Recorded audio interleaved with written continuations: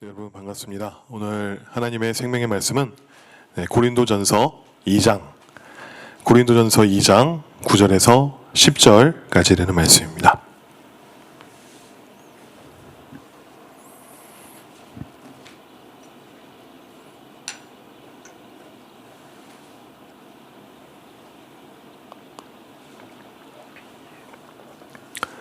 고린도전서 2장 9절에서 10절 말씀, 우리 다 같이 함께 한 목소리로 합독하도록 하겠습니다.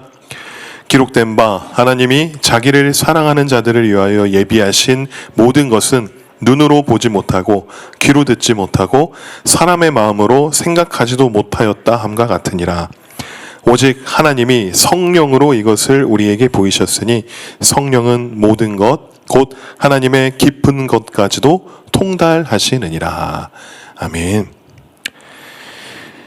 오늘 이 말씀을 통해서 성령을 통한 하나님의 길과 비전이라는 제목으로 여러분들과 은혜를 나누기 원합니다. 여러분, 이 찬양 다 알고 계실 것입니다.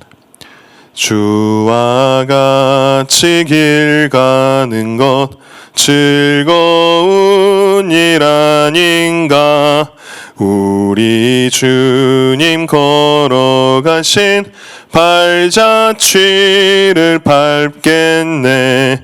한 걸음 한 걸음 주 예수와 함께 날마다 우리 걸어가리. 다 아시죠? 주와 같이 길 가는 것 즐거운 일이 아닌가. 근데 우리가 이 찬양을 이렇게 부를 때 기쁨이 넘치고 은혜가 넘치지만 문득 생각해보면 또 의문이 생길 때가 있습니다. 성경이 말하는 그 주님의 길, 주의 길은 좁은 문, 좁은 길이고 또한 때로는 십자가를 지는 이 고난의 길이라고 하였는데, 왜 그 좁은 문, 그 좁은 길, 그 십자가 지는 길이 왜 즐겁다라고 고백하게 되는 것일까? 첫째는 이 주님의 그 길과 비전을 우리가 보게 된다면 내 인생의 최종 목적지와 방향이 명확해집니다. 즉 어디로 가든지 내가 알기 때문에 거기서 오는 안정감이 있다는 것이죠. 우리가 불안할 때가 언제입니까? 지금 내가 걸어가고 있는 이 길이 정말로 잘 가고 있는 길인가? 바른 길인가? 내 장래, 내 미래는 과연 어떻게 될 것인가? 라는 그 불확실성에 갇혀 있을 때가 우리가 불안한 마음이 생길 때입니다. 하지만 우리가 주님의 그 길과 비전을 우리가 보게 된다면 비록 당장 내 눈앞에 펼쳐진 그 길이 깔끔하게 포장되어 있는 아스팔트 도로가 아닐지라도 비포장도로, 비탈길이라 할지라도 이 길의 끝은 반드시 승리와 구원이다 라는 확신이 생기기 때문에 그 불안이 평안으로 바뀌어져서 즐거움이 된다라는 것입니다.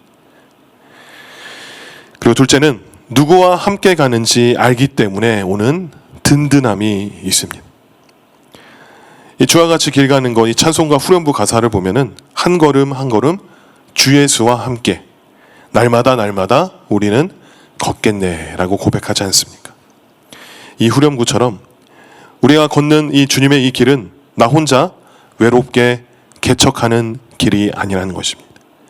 온 우주를 만드신 창조주가 나의 페이스에 맞춰줘서 함께 걸어주시는 길이라는 것입니다.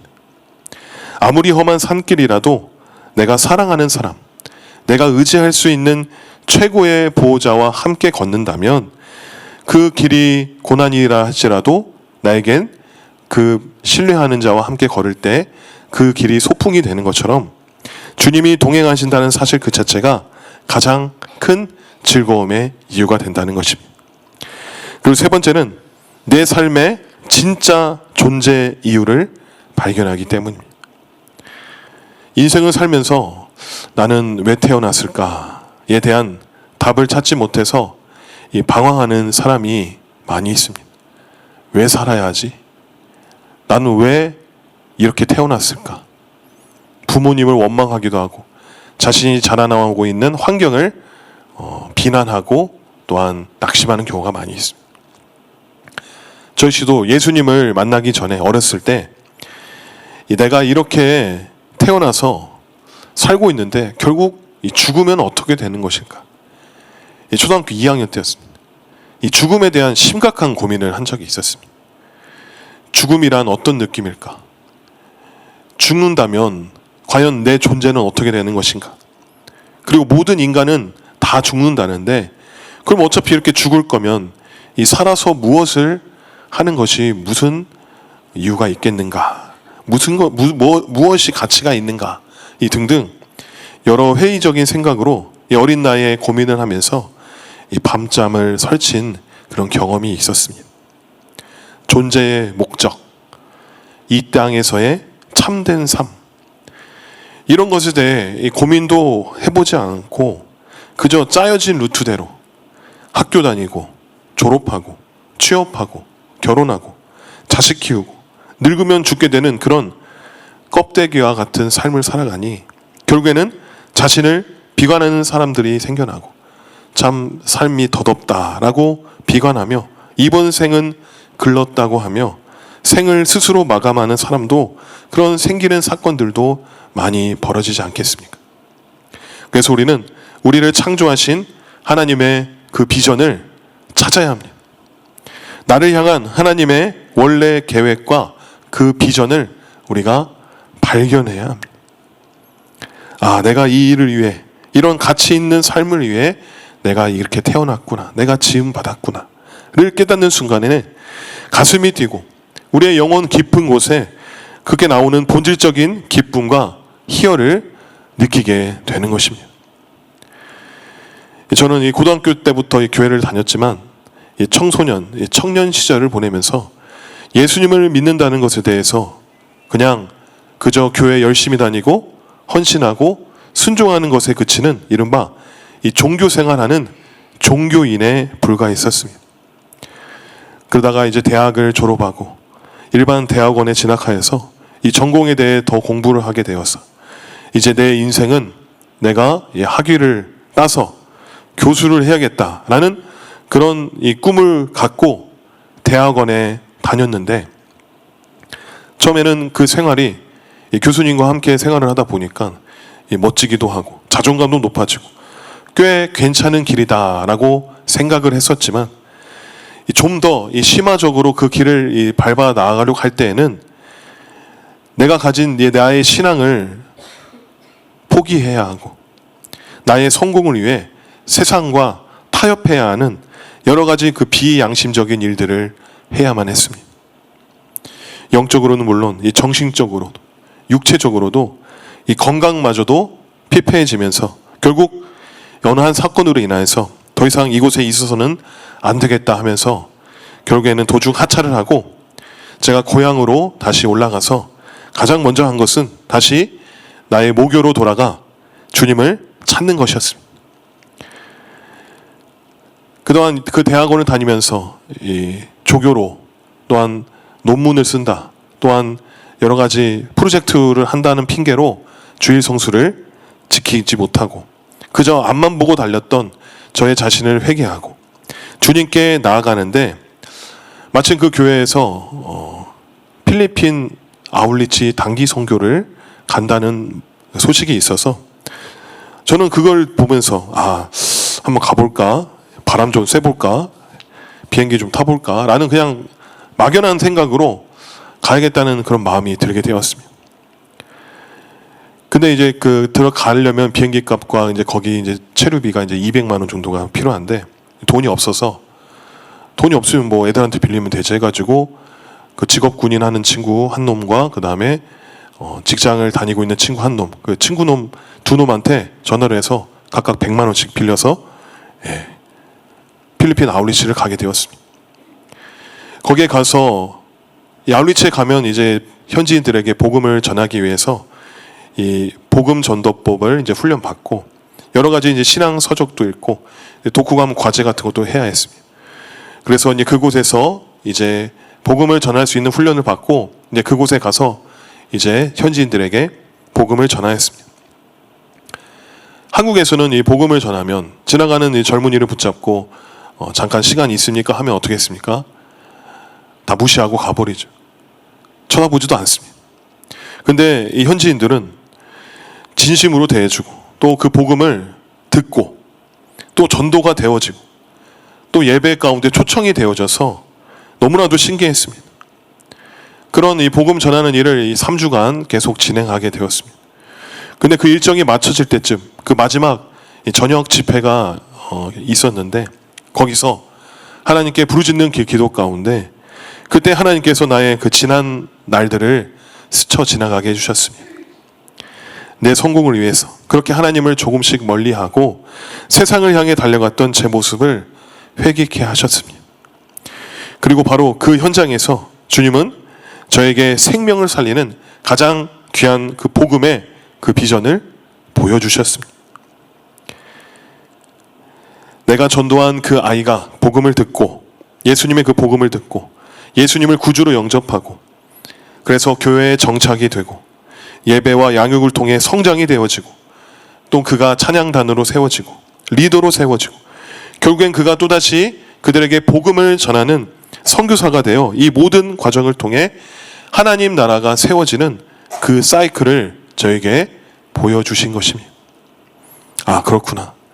예수님이 그토록 말씀하시고 우리에게 부탁하신 마지막 지상 명령이 이런 식으로 하나님 나라를 세워가는 것이구나 라는 것을 내가 이 일을 위해 이런 가치 있는 삶을 위해 내가 지음받았고 나를 불러주셨구나 라는 것을 직접적으로 체험하고 깨닫게 되었던 사건이었습니다. 그때의 그 감정과 희열과 설레임은 아직까지도 평생토록 잊지 못하는 기쁨이었습니다. 이처럼 하나님의 길과 비전을 본다는 것은 무엇보다도 소중하고 귀한 일입니다. 그리고 네 번째는 이 고난조차 의미 있는 과정이 되어집니다. 비전이 없는 고난은 그냥 견뎌야 하는 고통일 뿐이죠. 하지만 비전이 있는 고난은 나를 성장시키는 훈련이 됩니다. 여기 남자 성도님들 많이 계시는데 다 군대에 다녀오셨을 것입니다. 지금은 이 복무기간이 1년 6개월이라고 들었습니다. 저는 2년이었는데 아무것도 모르는 그 20살 청년이 국가의 부름을 받고 머리 빡빡 밀고 이 군복과 이 군화를 신고 2년 동안 군대에 있는다는 것이 너무나도 어렵지 않습니까? 뭐만 하면 잡초 제거, 훈련, 총기 닦고, 근무 보고, 또 내무반 안에서 벌어지는 긴장감 있는 그런 눈치 싸움, 선임한테 갈굼당하고, 암묵적인 폭행 등등. 그럼에도 그 안에서 군인들이 그나마 무엇을 보면서 버틸 수 있는지 아십니까? 그것은 바로 휴가 날짜입니다. 아, 며칠만 있으면 100일 휴가야. 며칠만 있으면 정기 휴가야. 아, 100일만 있으면 난 전역이야. 아무리 훈련이 힘들고 내무 생활이 힘들어도 국방부 시계는 흘러간다. 어떤 기약이 없는 힘든 여정은 정말 참을 수 없는 고통에 불과하지만 그래도 이제 30일만 버티면 100일 휴가 나간다. 150일만 있으면 전역이다. 버틸 수 있는 것이지 않겠습니까? 이 군대 전역뿐이겠습니까? 여기 계신 어머님들도 자녀를 양육하시면서 이 독박 육아를 하면서 이 고난이 언제 끝나나 버티는 그 힘도 직장인들이 매달 받는 월급날과 퇴근 시간을 바라보며 버티는 힘도 다 끝이 있고 기약이 있기 때문에 버틸 수 있는 것이지 않겠습니까? 내가 걷는 이 길이 아무 생각 없이 아무 비전 없이 그냥 걷는다면 그것은 시간 낭비고 아무런 유익이 없는 것일 것입니다. 하지만 주님의 길을 걷다 만나는 어려움이 아무리 고통스럽고 힘들다 할지라도 하나님의 비전을 보고 달려가는 자는 이 과정이 나를 정금같이 단련시키시는 그 과정임을 알기 때문에 슬픔 중에도 소망을 품을 수 있고 즐거워할 수 있는 그 역설적인 은혜가 임한다는 것입니다. 결국 주님의 비전을 본다는 것은 내 작은 인생이 하나님의 그 거대한 프로젝트 가운데 동참하게 되었다는 그 초청장을 받는 것입니다. 그래서 주와 같이 걷는 길, 그 주님의 비전을 보고 걷는 길이 왜 즐거운 것인가? 결국 그 즐거운 그 환경이 좋아서가 아니라 그 길을 보여주신 주님에 대한 신뢰에서 시작되는 것입니다. 그렇다면 눈에 보이지도 않고 귀로 들리지도 않는 그 하나님의 거대한 프로젝트와 그 비전을 우리는 어떻게 보고 깨달을 수가 있을까요? 오늘 본문 고린도전서 2장 9절과 10절은 그 비밀을 우리에게 정확하게 알려주고 있습니다. 9절은 말합니다. 기록된 바 하나님이 자기를 사랑하는 자들을 위하여 예비하신 모든 것은 눈으로 보지 못하고 귀로 듣지 못하고 사람의 마음으로 생각하지도 못하였다함과 같으니라.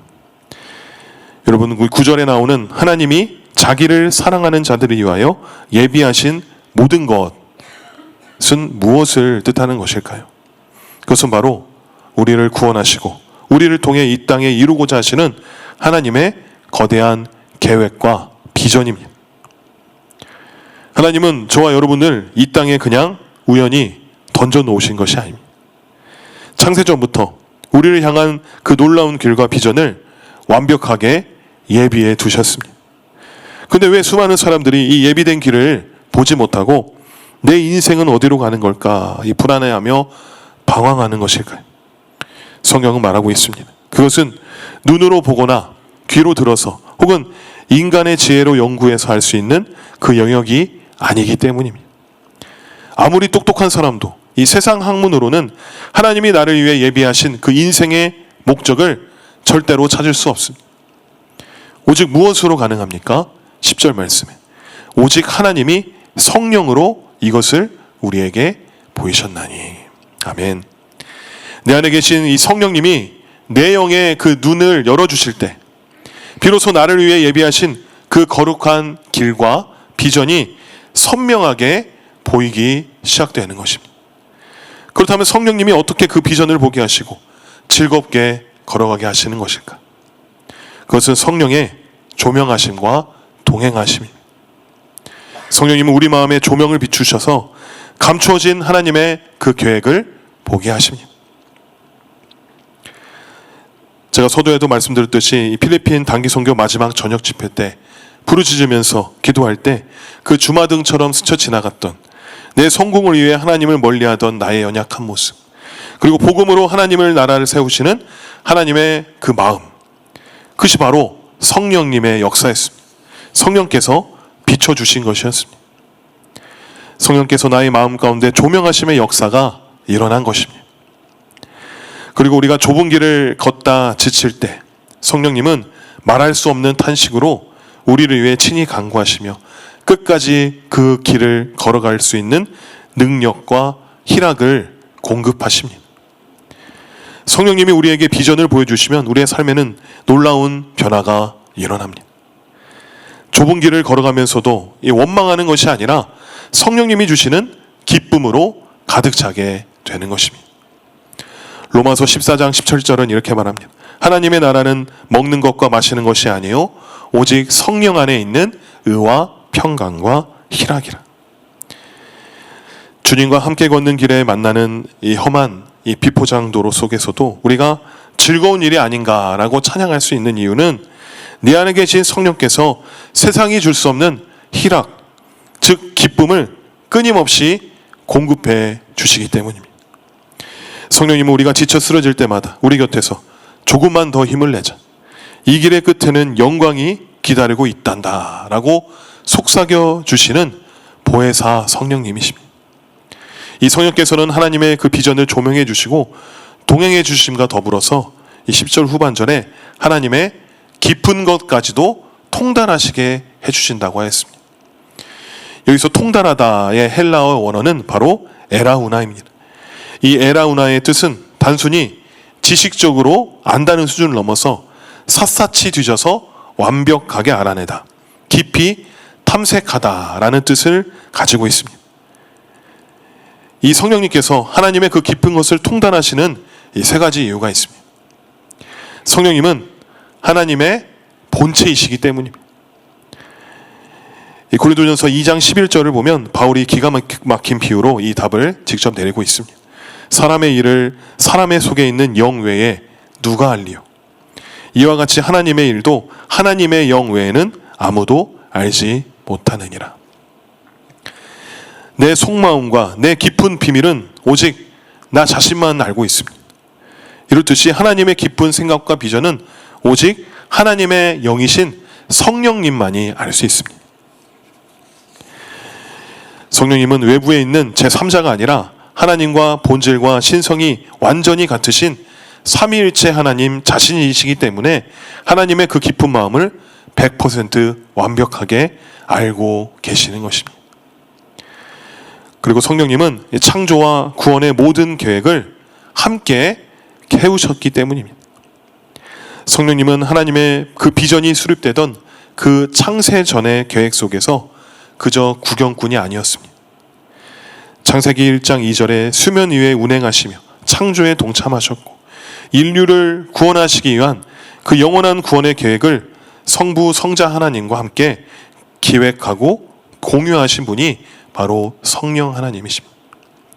그러므로 성령님에게는 하나님의 깊은 비전이 감추어진 비밀이 아니라 이미 완벽하게 알고 계신 하나님 자신의 계획이라는 것입니다. 그리고 세 번째는 하나님과 성령님은 영으로 완벽하게 교통하고 계시고 소통하고 계시기 때문입니다. 성령님은 성부 하나님의 마음과 한순간도 단절되지 않고 실시간으로 깊이 교통하시는 영이십니다. 그렇게 하나님의 모든 계획과 감정과 뜻, 그리고 저와 여러분들을 향한 가슴 뛰는 그 비전과 계획까지도 실시간으로 완벽하게 통달하고 계십니다. 그렇다면 성도 여러분, 이 사실이 왜 우리에게 기쁨이 되는 것일까요? 하나님의 그 깊은 비전을 완벽하게 통달하고 계신 그 성령 하나님께서 지금 멀리 계시는 것이 아니라 바로 저와 여러분의 심령 속에 들어와 계시기 때문입니다. 우리를 성전 삼으시고 우리 안에 함께 계십니다. 세상 사람들은 그 인생의 목적을 찾으려고 서점에서 책을 읽고 강연을 듣고 혹은 점을 보러 다닙니다. 그래도 인생의 답을 찾지 못해서 방황하게 됩니다. 그러나 우리는 이 방황할 필요가 없습니다. 하나님의 그 깊은 비밀을 통달하고 계시는, 다 알고 계시는 내 안의 성령님께 간구하며 간절히 물어보면 되는 것이지 않겠습니까? 성령님, 하나님의 마음을 가장 잘 아시는 성령님, 제 영의 눈을 열어주셔서 나를 향한 하나님의 그 기쁘신 뜻과 비전을 보게 하여 주시옵소서. 우리가 그렇게 성령님께 구하며 나아갈 때 그 모든 것을 통달하신 성령께서 우리의 삶을 향한 그 예비된 길을 선명하게 비춰주실 줄 믿습니다. 사랑하는 성도 여러분, 하나님의 깊은 비밀과 나를 향한 그 찬란한 그 비전을 완벽하게 통달하고 계신 그 성령 하나님이 지금 멀리 계신 것이 아니라 바로 우리의 심령 속에 들어와 계십니다. 그런데 왜 우리는 일상을 살아가면서 그 주님의 비전을 바라보지 못하고 여전히 내 눈앞에 그 비포장 도로 때문에 염려하고 불안해하며 방황하고 있을까요? 그 이유는 딱 하나입니다. 내 안에 계신 성령님께 내 주파수를 맞추지 못하고, 내 안에 계신 성령님의 그 주파수를 내가 맞추지 못하고 여전히 내 생각, 내 염려, 세상의 소리에 귀를 기울이고 살아가기 때문입니다. 성령님은 하나님의 그 깊은 비전을 우리에게 보여주기를 원하시는데 우리는 너무나도 바쁘고 분주하고 시선을 세상 쪽으로 돌려서 그 성령님의 목소리를 들을 겨를이 없다는 것입니다. 그래서 우리 교회가 지금 함께 힘쓰고 있는 이 두 가지 거룩한 영적 캠페인이 있지 않습니까? 첫째가 무엇입니까? 바로 1분 게임입니다. 우리가 하루에 수없이 외치는 그 주님이라고 부르는 그 고백, 매 시간 단 1분 1초라도 가던 길을 멈추고 내 안에 계시는 성령님을 의식하는 이 1분 게임이 왜 중요하겠습니까? 그냥 시간을 때우는 게임이 아니라 하나님의 모든 깊은 것을 통달하시는 성령님께 내 인생의 안테나를, 내 인생의 주파수를 맞추는 시간이 되는 것입니다. 성령님, 지금 제가 이 선택을 해야 하는데 그 주님의 뜻은 무엇입니까? 지금 제 마음이 불안한데 주님의 그 평안을 주십시오. 이 분주한 일상 속에서 매 시간 단 1분 1초마다 멈추어서 그 모든 것을 통달하시는 성령님을 바라봐야 될 줄로 믿습니다. 그 짧은 1분의 멈춤을 통하여서 성령님은 세상이 줄 수 없는 하나님의 생각과 그 길을 우리 마음에 조명해 주시기 시작하실 것입니다. 그렇게 성령께서 1분 게임을 통해 문득문득 주시는 그 마음의 생각과 주님의 그 비전에 그 흔적들이 있을 것입니다. 그러면 그 흔적들을 우리가 어떻게 할 거예요? 그것을 그냥 흘려보내는 것이 아니라 바로 우리가 붙잡아야 합니다. 기록을 해야 합니다.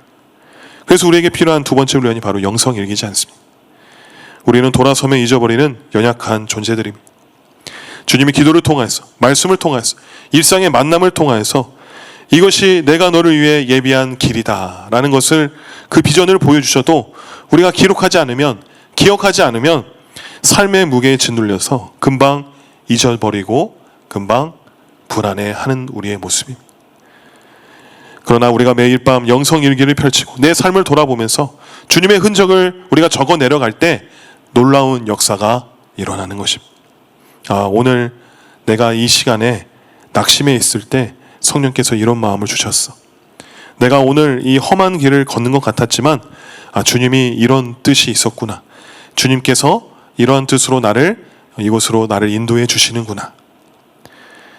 영성일기를 쓰는 그 자리가 바로 이 9절 말씀처럼 하나님이 나를 위해 예비하신 그 모든 것을 확인하고 눈으로 목도하는 자리가 되는 것입니다. 성령을 통해 하나님의 그 길과 비전을 우리가 바라보고 그 좁은 길을 걸어가면서도 찬송가의 가사처럼 즐거운 일이 아닌가라고 고백하며 걸어갈 수 있는 그 힘은 우리가 이미 1분 게임과 영성일기를 통해 시작하였습니다. 낙심하지 말고 포기하지 말고 주님 오실 때까지 이 1분 게임과 영성일기에 더욱 힘을 내야 될 줄로 믿습니다. 이것은 율법적인 의무가 아닙니다. 하나님의 그 깊은 비전을 소유하여서 내 인생의 그 최종 목적지를 확인하고 창조주와 매일 소풍 가듯이 행복하게 동행하기 위한 가장 복된 축복의 통로입니다. 모든 것을 통달하시는 성령님을 내가 인격적으로 대접하는 최고의 방법인 것입니다. 내 안에 살아 계시는데, 날 성전 삼으시고 내 안에 계시는데 내가 그 성령님을 부르고 환영하고 모셔드리고 인정하는 것이야말로 인격체이신 성령님을 최고로 대접하는 그 일이지 않겠습니까? 성령님을 내 마음에 모셔놓고도 하루 종일 한마디도 말을 걸지 않는다면 성령님이 얼마나 실망하시고 답답하시겠습니까? 그래서 1분 게임을 통해서 주님의 이름을 부르며 우리가 성령님을 인정해야 될 줄로 믿습니다. 그래서 매 순간 성령님을 의식하는 1분 게임으로 승리하시고 매일 밤 영성일기를 통해서 주님이 나를 위해 그 예비하신 그 찬란한 그 비전의 발자취를 기록해 나아가므로 날마다 주님과 동행하는 그 참된 즐거움을 누릴 수 있는 저와 여러분들이 되시기를 주님의 이름으로 간절히 축원합니다. 아멘.